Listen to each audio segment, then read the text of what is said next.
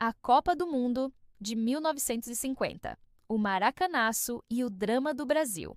A Copa do Mundo de 1950 é lembrada até hoje como uma das edições mais marcantes, emocionantes e trágicas da história do futebol.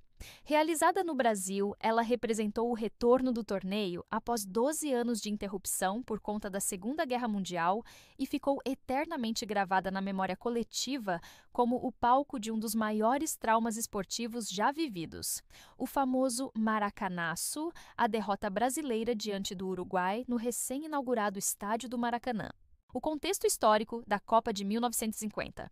A Segunda Guerra Mundial devastou o planeta entre 1939 e 1945.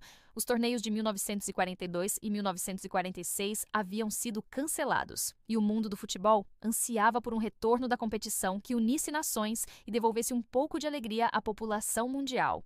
Em 1946, a FIFA escolheu o Brasil como sede da Copa de 1950. A decisão foi simbólica. O Brasil não havia participado diretamente da guerra em território próprio, tinha uma economia em crescimento e se comprometia a oferecer estádios modernos e grandiosos. O país desejava mostrar-se ao mundo como uma nação emergente, capaz de organizar um evento dessa magnitude. Algumas seleções, entretanto, ficaram de fora. Alemanha e Japão não foram convidados devido ao papel que desempenharam na guerra. A União Soviética recusou o convite e Índia, Escócia e Turquia desistiram de participar já perto do início. Mesmo assim, 13 seleções se apresentaram para disputar o torneio. Foi também a primeira vez que a Inglaterra, berço do futebol, participou de uma Copa do Mundo.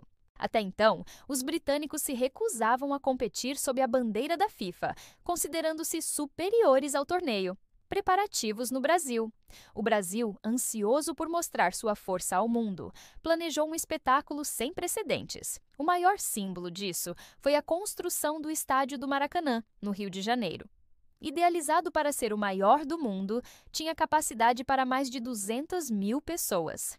O Maracanã não era apenas um estádio, era uma declaração de grandeza. Sua inauguração foi cercada de festa, e a expectativa era de que o Brasil levantasse sua primeira taça justamente diante de sua apaixonada torcida. Além do Maracanã, outras cidades também receberam jogos: São Paulo, Belo Horizonte, Curitiba, Porto Alegre e Recife. O torneio se espalhou pelo país, levando multidões aos estádios e transformando o futebol em assunto diário em rádios e jornais, o formato inusitado da competição. Diferente das outras Copas, a edição de 1950 não teve uma final única.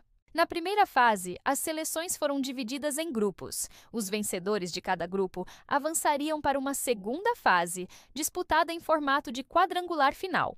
Nesse quadrangular, todos jogariam entre si e quem somasse mais pontos seria campeão. Esse modelo faria toda a diferença na forma como o torneio terminou. E também na maneira como a derrota brasileira foi sentida. A campanha do Brasil. Na fase de grupos, o Brasil já mostrava força. Brasil 4, México 0 no Maracanã. Brasil 2, Suíça 2. Resultado que gerou certa apreensão. Brasil 2, Iugoslávia 0, garantindo a classificação para a fase final. No quadrangular, a seleção brasileira parecia imbatível. Contra a Suécia, goleada de 7-1, com show de Ademir de Menezes, Jair e Zizinho. Depois, vitória por 6-1 sobre a Espanha, que reforçou a ideia de que não havia adversário capaz de parar o Brasil. A imprensa, os torcedores e até autoridades já celebravam o título. Manchetes estampavam frases como "Brasil campeão do mundo". O clima era de festa antecipada. Só restava um jogo: Brasil versus Uruguai. O empate bastava para o título brasileiro. A vitória, pensava-se, era apenas questão de tempo. O jogo decisivo: Brasil e Uruguai. O dia 16 de julho de 1950 entrou para a história. No Maracanã, mais de 200 mil pessoas lotavam as arquibancadas. Até hoje, o maior público já registrado em uma partida de futebol. A atmosfera era indescritível. Bandeiras tremulavam, o hino nacional ecoava de maneira emocionante e até mesmo discursos políticos já falavam do título como certo, as escalações históricas. Brasil, Barbosa, Augusto, Juvenal, Bauer, Bigode, Danilo, Zizinho, Jair, Ademir, Friaça e Chico. Uruguai: Máspoli, Matias Gonzalez, Tejera, Gambetta, Andrade, Pérez, Guidia, Migues, Schiaffino, Vidal e Obdúlio Varela. O Brasil entrou confiante, mas o Uruguai, liderado pelo capitão Obdúlio Varela, tinha outro espírito. Não aceitava o papel de figurante. O primeiro tempo. O Brasil pressionou bastante, mas não conseguiu abrir o placar. O Uruguai defendia-se com firmeza e aproveitava contra-ataques. O segundo tempo. Logo no início, o Maracanã explodiu em festa. Aos 2 minutos, Friaça marcou o gol brasileiro, 1-0. A torcida começou a gritar: "É campeão!", mas o Uruguai não se abateu. Aos 21 minutos, Schiaffino empatou o jogo, 1-1. O clima mudou. O silêncio começou a tomar conta do estádio. E então veio o golpe fatal. Aos 34 minutos, Guigia avançou pela direita, passou por Bigode e bateu rasteiro, surpreendendo o goleiro Barbosa. Uruguai 2, Brasil 1. O Maracanã emudeceu. O som da torcida se transformou em silêncio sepulcral. A confiança deu lugar à incredulidade.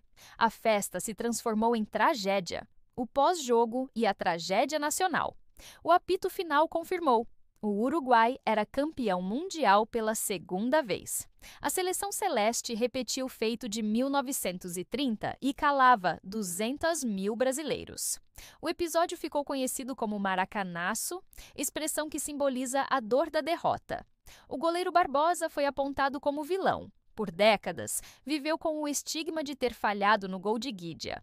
Ele chegou a dizer certa vez: "No Brasil, a pena máxima é de 30 anos, mas eu paguei por um crime que não cometi por mais de 50. O trauma foi tão grande que a camisa branca usada pela seleção naquele dia foi abandonada.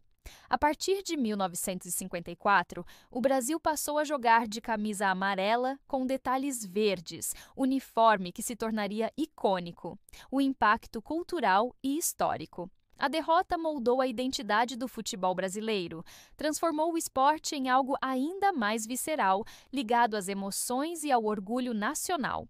O capitão uruguaio Obdúlio Varela ficou famoso por sua postura.